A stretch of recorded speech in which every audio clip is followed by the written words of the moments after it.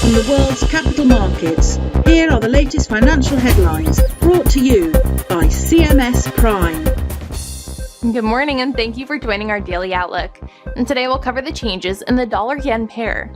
Emily will be sharing insights from our trading desk. The dollar-yen pair traded sideways in the last session. According to the Williams indicator, we are in an overbought market. The Bitcoin-dollar pair gained 1.5% in the last session, after rising as much as 2.2% during the session. The ROC is giving a positive signal. The Aussie got a slight bump of 0.2% against the dollar in the last session.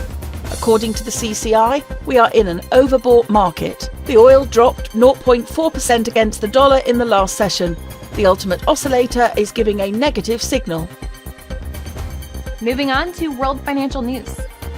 China's manufacturing activity fell for a second month in June, while services activity slipped to a 5-month low, an official survey showed, keeping alive calls for further stimulus as the economy tries to get back on its feet. Oil prices fell as investors weighed weak US fuel demand and took some money off the table at quarter end, while key inflation data for May boosted the chances the Federal Reserve will start to cut interest rates this year. Gold prices steadied and were headed for a third straight quarterly gain after a key US inflation report was broadly in line with expectations, boosting hopes that the Federal Reserve could cut interest rates by September. Thank you.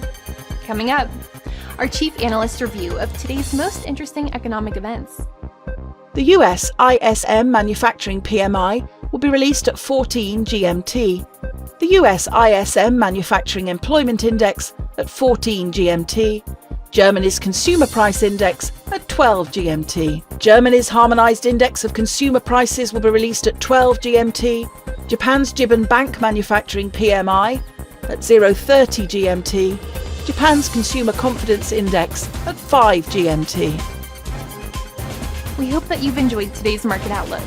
On behalf of all of us here, we wish you a productive trading day.